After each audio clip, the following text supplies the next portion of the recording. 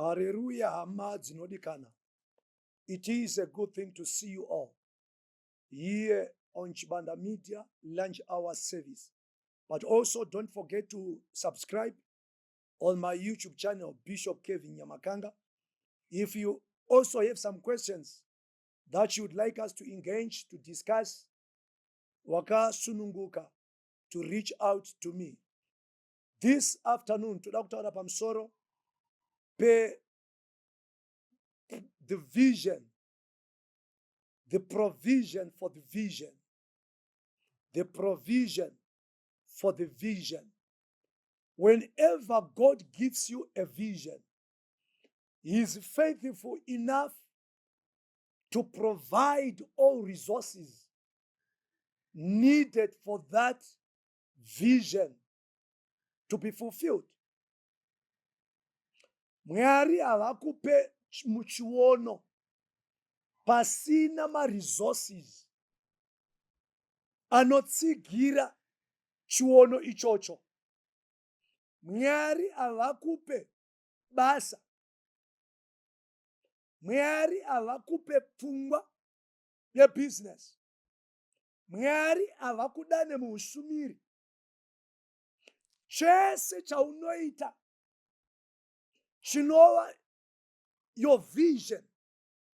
God is faithful to provide the provisions for that vision. What is your vision? Are you struggling? Do you want to give up on your vision?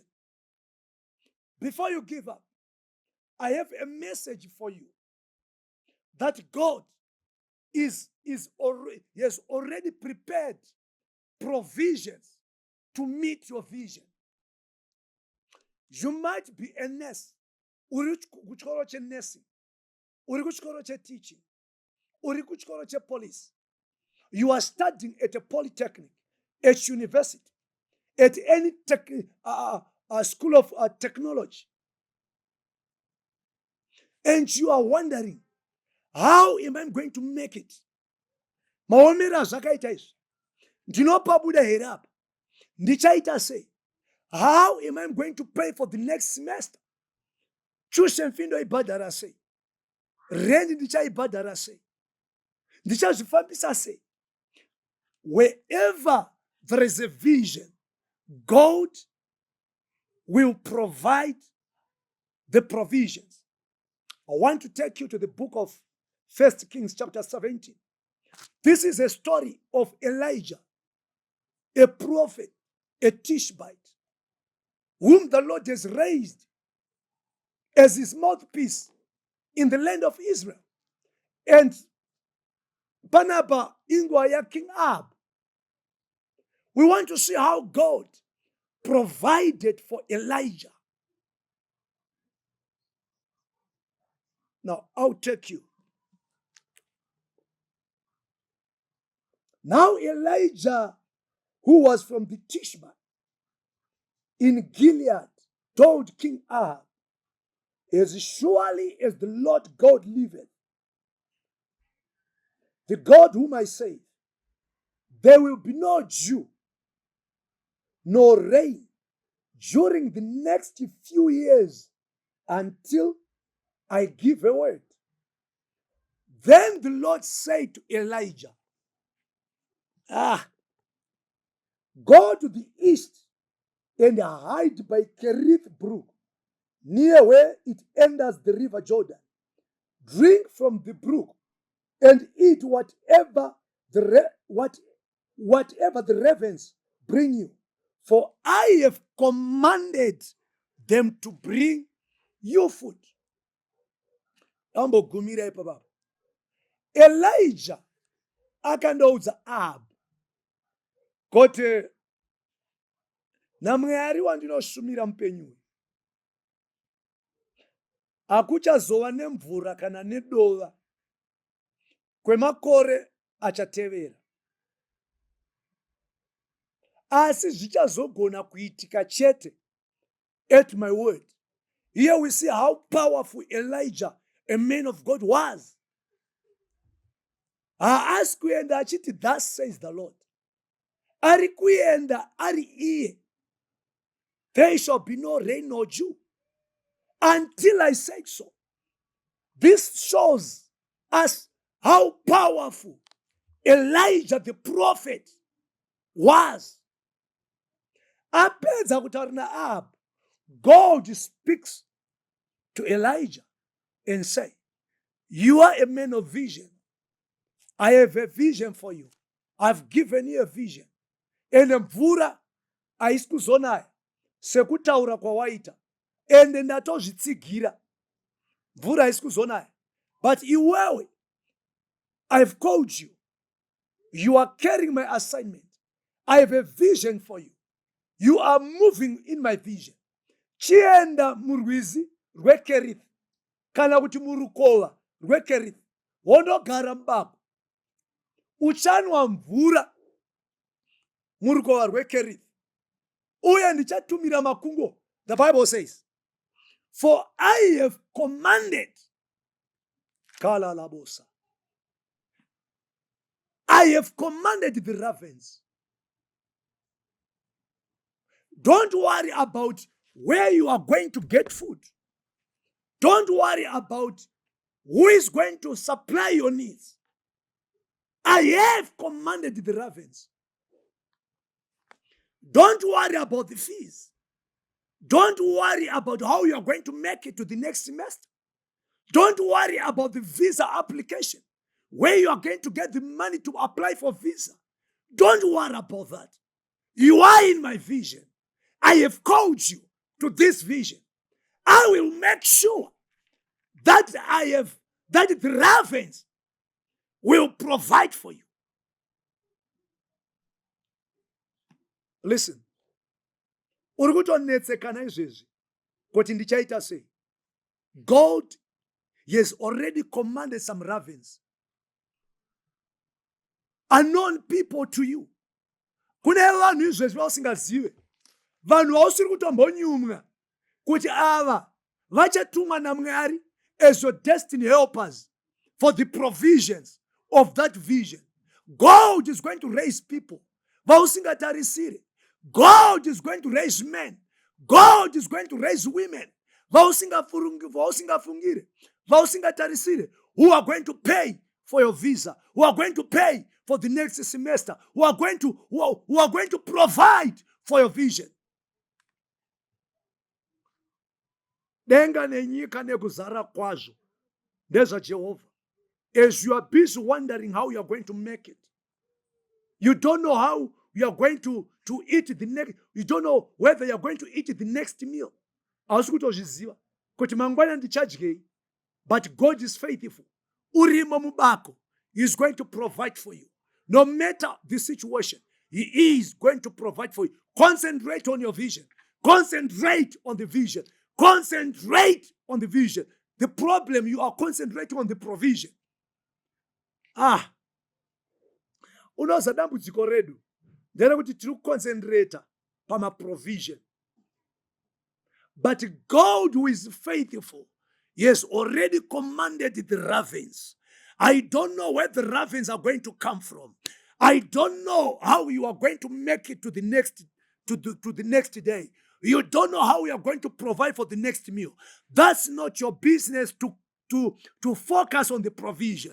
Focus on the vision, because already God has commanded the ravens to provide for you. Just stay put. Concentrate on your ministry. Concentrate on your course.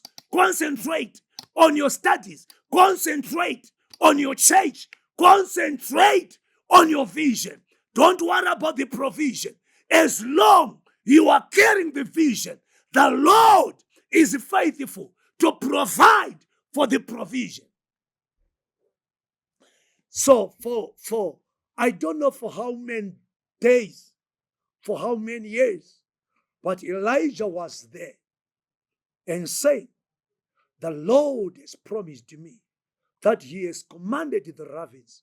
I don't know which raven is going to come. I don't know where they are going to come from. But what I know is I'm going to have the next meal. This is the faith that I want you to put on right now. I don't know where the ravens are going to come from. I don't know whom the Lord is going to send. I don't know how God is going to open the way. I don't know how God is going to do it. All I am going to do is to concentrate on the vision. I'm going to concentrate on the assignment. And he who called me to this assignment, he is faithful to provide my meal for the next day. At this moment, Elijah arimbako Mwari vakasiya karukova vamwe vachirohwa nenzara.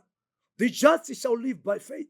Muno munyika yeZimbabwe, things are so tight, things are so hard. But don't worry, he who called you to the vision akatendeka kuzadzisa zvaakavimbisa, for his promises are yes and amen. I want you to hold on. I want you to continue soldiering on. Don't give up on the vision because of need. Don't give up upon the vision because of money. Don't give up upon the vision. Just hold on. Keep on soldiering. As you move forward, God has already set things in place. He has already set things in place. He knows where your next bread is going to come from. Vanotoziva zvaumwariso kuchabva chingwa chako chamangwana. Iwewe ndori kupishiringana kuti Mwari vachazviita sei, ini ndichazviita sei. Ko vanoti chiko, first seek ye the kingdom of God and his righteousness, and all these things shall be added unto you. As I stick to the kingdom business, as you stick to your vision, as you stick to the kingdom business and seek his righteousness, he, Jehovah, he is going to provide for you. Jehovah El Shaddai, the Lord who is all sufficient, he is going to provide for you. Stay put where the Lord has commanded you to be. Problem yedu, we are chasing too many things. Mwari wako hasi kuzogumirwa. I know wakatogumirwa izvezvi, but Mwari wako hasi kuzogumirwa. Verenga unzwe Isaiah 55 verse 8. Our thoughts are not God's thoughts. Our ways are not God's ways. Sekusiyana kwakaita denga nenyika, ndokusiyana kwakaita mindangaro yedu neya Jehovah. When you are wondering, when you are so desperate for answers, desperate for solution, you are alone. Yet God already has commanded ravens. They are going to supply bread in the morning. They are going to supply your meat in the evening. And you are going to drink murukova uru. And rukova harusi kuzopwa. Gambisirwa Jehovah vakatoruudza. In as much God commanded the ravens to bring bread and meat at the specific times, God had also spoken. Vakachibvaudza tsime. Vakati iwewe tsime hausi kuzopwa. Nyangwe zuva rikarova sei pauri, iwewe tsime hausi kuzopwa. I have commanded you. My servant Elijah is going to drink out of you until such a time. I know. Uri kuti handipabude, ndakaomerwa. Actually, Mwari vari kutoda kuti kuomerwa ikoko kuve pauri, so that you will be able to testify the goodness of the Lord. Without that problem, without that need, without that lack, you won't be able to testify the goodness of the Lord. Saka Mwari vada kuti vakuratidze kuti whatever you're going through, he is your supply. The Bible says, the Lord my God shall supply all your needs according to glorious riches, that in Christ Jesus. As I conclude, ndokusira shoko iri, Mwari vari kumutsa makunguo, vanhu vausingafungiri. Unoza gunguo riri stinchi, gunguo haridonhedze charabata, but gunguo rakandotora chikafu. Vamwe vanoti mudura maAhabhu chaimo, makunguo achindotora achindopa Elijah. Gungwa ndobva ratozviudza kuti nyama iyi nyangwe ndiri kuida haizi nyama yangu. Kune vamwe vanhu so vari kutotumwa naMwari kuti vauye nemabhuku iwayo, vauye nemari idzodzo, vauye neopportunity iyoyo yaari kunyatsova kuti opportunity ndeyaGilbert, opportunity ndeyaskeresenzia. Ari kurangarira kuti uya wandakasangana naye ndiye akafanira neopportunity. God is raising, God is commanding ravens to come to your help, to supply your needs, that you stand and say, God shall supply all my needs. Kune vamwe vanhu vakaomera, kune vamwe vanoti havaite, but vanhu vari kuti havaite semakunguo, though the very people that the Lord has commanded to use them to supply for you.